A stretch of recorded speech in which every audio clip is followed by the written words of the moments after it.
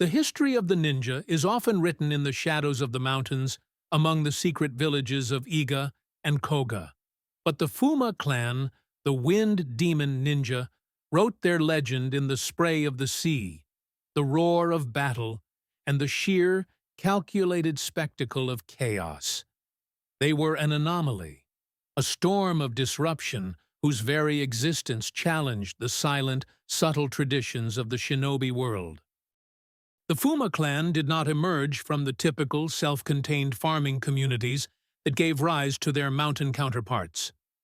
Their roots were set on the rugged coastlines of Sagami Province, near what would become the great bastion of Odawara. Their beginning was not one of philosophical refinement, but of practical necessity and shrewd organization. The Fuma were originally a family line of equestrian scouts and coastal guards who found their true calling in the turbulent waters of the Sengoku period. Recognizing that espionage was only half the battle, the Fuma leadership, which carried the hereditary title of Fūma Kotarō, realized that true power lay in organized disruption, in turning the chaos of war into a weapon. The first Fūma Kotarō began by uniting the disparate, marginalized elements of the coastal Kanto region. They recruited dispossessed samurai, hardened bandits, masterless warriors known as ronin, and the feared coastal pirates known as Waco.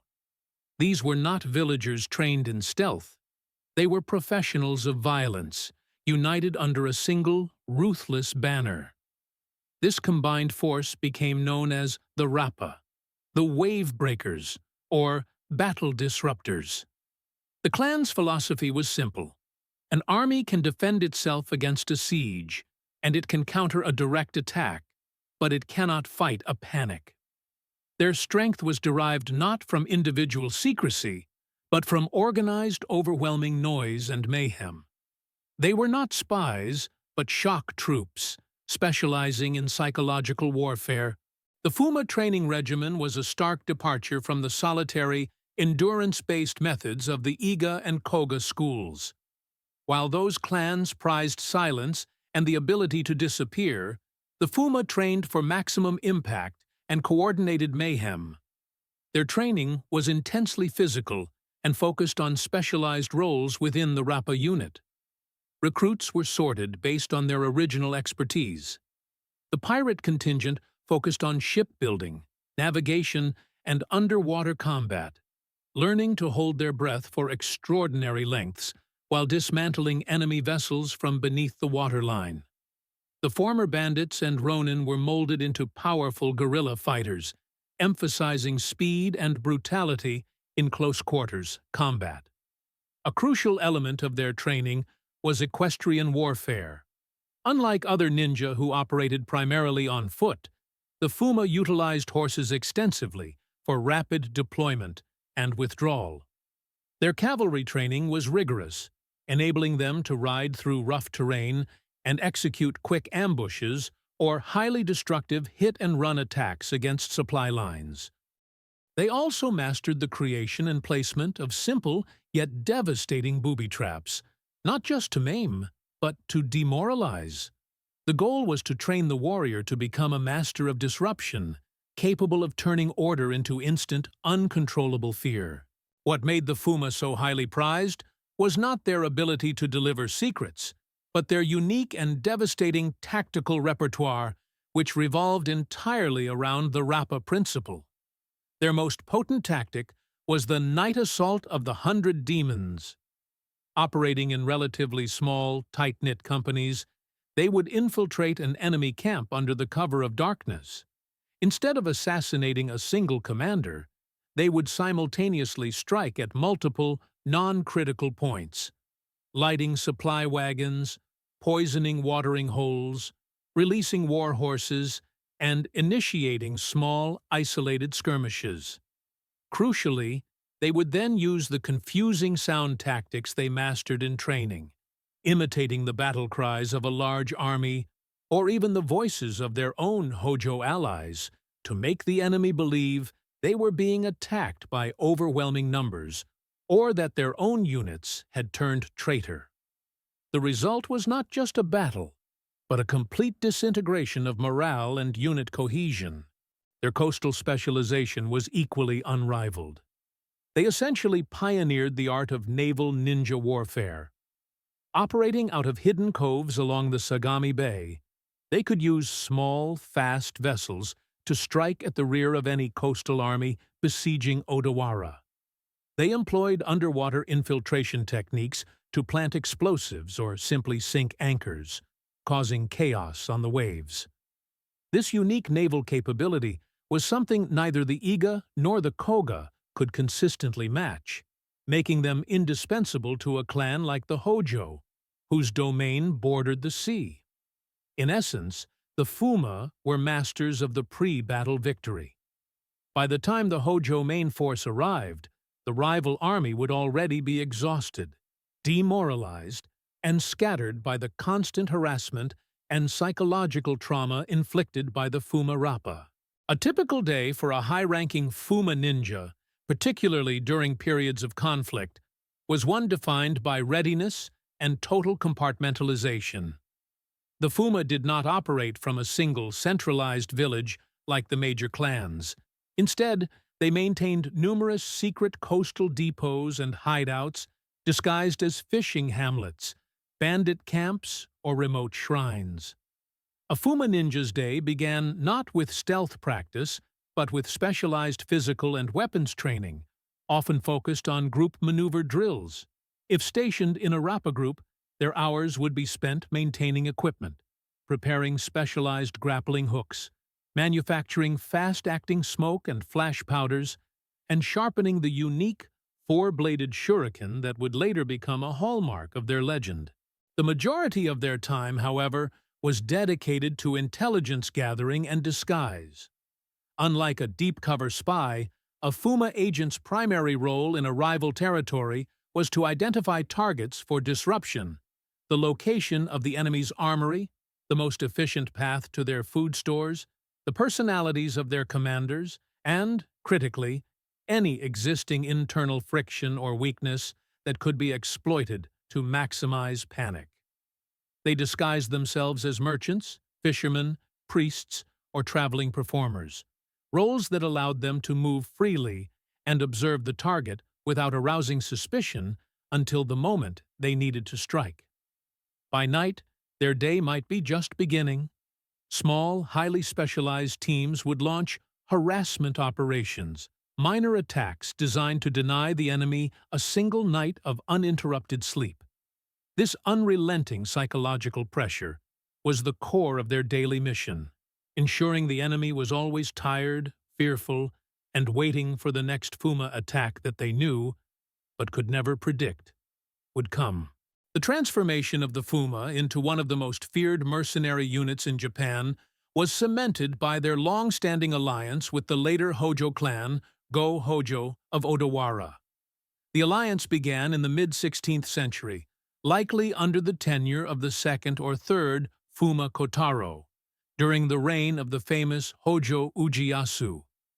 The Hojo were shrewd rulers who understood that controlling the Kanto region required more than just samurai. It required unconventional specialists. The Fuma offered exactly that. The Fuma clan served the Hojo for well over 50 years, becoming an integral, indispensable asset to the family's military might. Their relationship was unlike the master-servant dynamic seen in other ninja-lord pairings.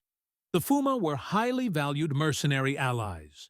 The Hojo provided them with a secure base of operations, supplies, and, most importantly, a legitimate domain from which to operate their coastal network, while the Fuma provided an invaluable military shield.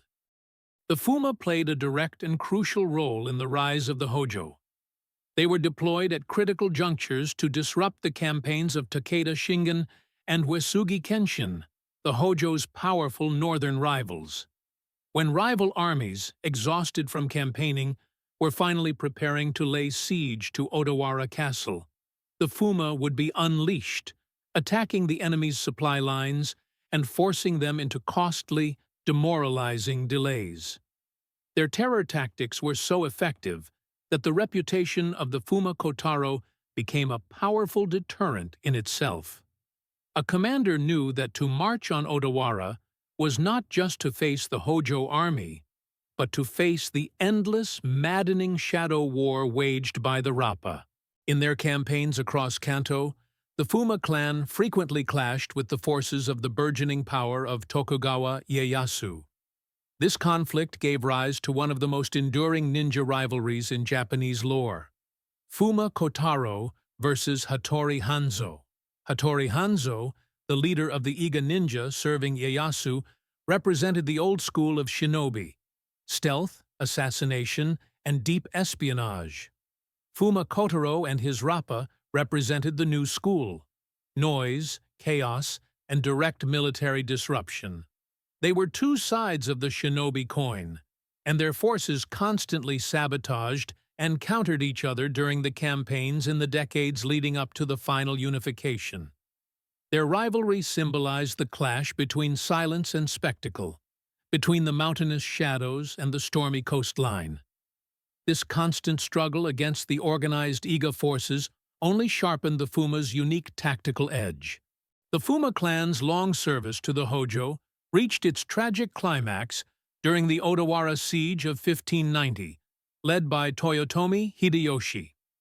While the Fuma utilized their disruption tactics throughout the early stages of the siege, facing an army of 200,000 men and the combined might of Hideyoshi's coalition, including the forces of Tokugawa Ieyasu, was impossible.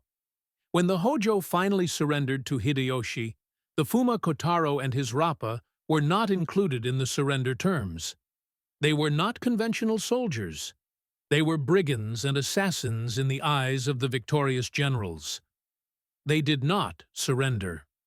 Instead, the 5th Fuma Kotarō led his men on a massive escape. They faded back into the landscape they knew best: the hidden coastal coves and mountainous forests of the Kanto region. The Fuma did not simply disappear. They reverted to their original state, becoming powerful, organized brigands who plagued the newly consolidated Kanto territories. For nearly a decade after the Hojo's downfall, the Fuma Rappa continued to operate, robbing supplies, attacking tax collectors, and challenging the stability of the new era of peace. This was their fatal mistake. When Tokugawa Ieyasu finally consolidated his power and became shogun in 1603, the Fuma clan, with their leader, the 5th Fuma Kotarō, was the single greatest internal threat to the peace and order of his domain. The shogunate could tolerate scattered bandits, but not an organized army of wave breakers whose sole purpose was to cause chaos. Tokugawa initiated a great hunt for the Fuma. It was a relentless nationwide campaign, utilizing his vast network of spies and informants, including his loyal Iga ninja forces. The Fuma, masters of attacking an established order, were now the target of the new, highly effective, centralized government. They were hunted down one by one, their hideouts betrayed by former associates, tempted by the immense bounty offered by the shogunate. The very secrecy and loyalty that had defined them began to erode under the immense pressure of a unified nation, hunting them down.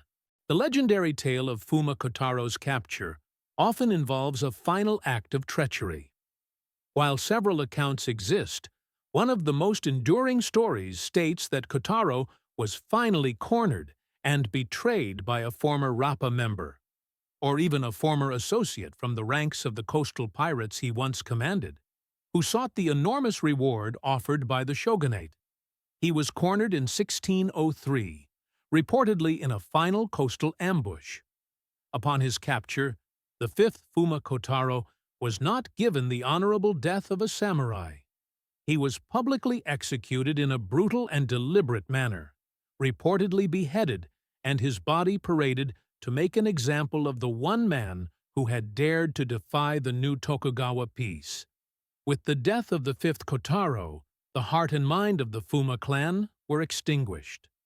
Their highly specialized structure, dependent on the magnetic and ruthless leadership of the Kotarō line, could not survive the loss of its chief.